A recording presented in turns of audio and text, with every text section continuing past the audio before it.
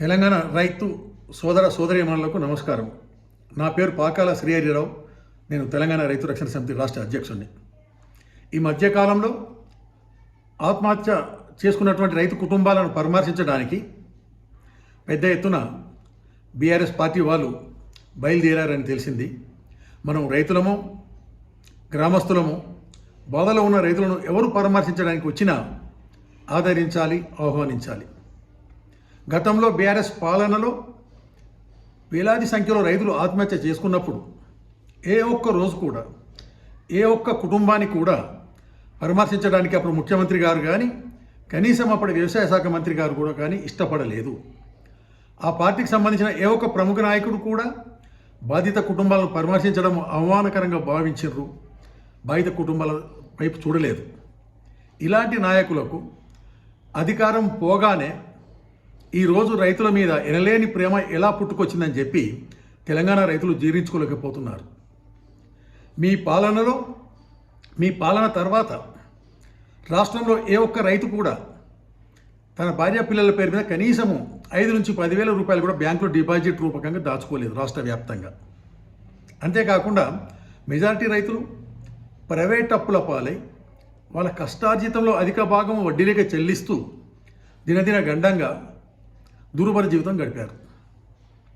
మీ పాలన తర్వాత రైతులు ఆర్థికంగా పుష్టిగా ఉండి కొత్త ప్రభుత్వం రాగానే ఆర్థికంగా దెబ్బతిన్నారు, అందుకే ఆత్మహత్యలు చేసుకుంటున్నారంటే అర్థం ఉంటుంది. కానీ మీ పాలనలోనే రైతులు ఎన్ని కష్టాలు పడాలనో అన్ని కష్టాలు పడ్డారు. గతంలో 100కు పైగా రైతు ఆత్మహత్యలను చేసుకున్న కుటుంబాలను పరామర్శించిన వ్యక్తిగా నేను చెప్తున్నాను. స్వయంగా నేనే పరామర్శించాను కాబట్టి అన్న అనుభవంతో చెప్తున్నాను. ఏ ఒక్క రైతు కూడా క్షణిక ఆవేశంలో అప్పటికప్పుడు నష్టం వచ్చిందని ఆత్మహత్య చేసుకోడు. ఈరోజు ఒక రైతు ఆత్మహత్య చేసుకున్నాడు అంటే గతంలో 5-6 సంవత్సరాలకు పైగా ఆయన ఆర్థికంగా ఎన్నో ఒత్తిడులకు ఒడిదుడుకులకు లోనైంది అన్నట్టు.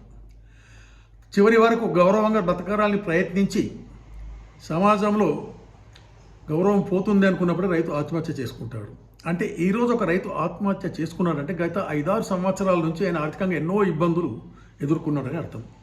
దీనికి కారణము గత 5-6 సంవత్సరాలుగా రాష్ట్రాన్ని పాలించినటువంటి అప్పుడు బీఆర్ఎస్ పార్టీ, అలాగే కేంద్రంలో ఉండి రైతు వ్యతిరేక విధానాలు అవలంబిస్తున్న బీజేపీ పార్టీ వాళ్ళే బాధ్యత తీసుకోవాల్సి ఉంటుంది.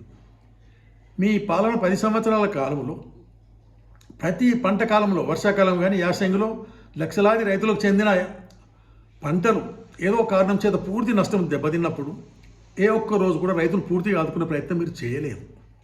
రైతు బంధు ఇచ్చాము, అదే సర్వస్వము, అంతకు మించి మాకేం చెప్పొద్దు, మీరు సచ్చినా బతికినా మాకు సంబంధం లేదన్నట్టు మీరు ప్రవర్తించారు.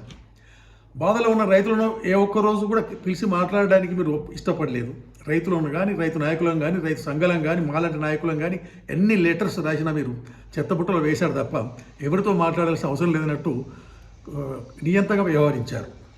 అంతేకాకుండా కేంద్ర ప్రభుత్వం అవలంబిస్తున్న రైతు వ్యతిరేక విధానాలైనటువంటి పంటలకు కనీస మద్దతు ధర నిర్ణయించడంలో చేస్తున్న అన్యాయం గురించి కానీ, ప్రకటించిన మద్దతు ధరకు చట్టబద్ధత ఇయ్యనప్పుడు కానీ, పంటల బీమా పగడబందీగా అమలు చేయనప్పుడు కానీ, రైతులను ప్రైవేట్ అప్పుల నుంచి కాపాడడానికి బ్యాంకుల ద్వారా 2-3 లక్షల రూపాయలు అప్పులు ఇవ్వడానికి ఇష్టపడినప్పుడు కానీ ఏ ఒక్క రోజు కూడా కేంద్ర ప్రభుత్వాన్ని కానీ రిజర్వ్ బ్యాంకును కానీ మీరు నిలదీసే ప్రయత్నం చేయలేదు, రైతుల తరఫున నిలబడలేదు.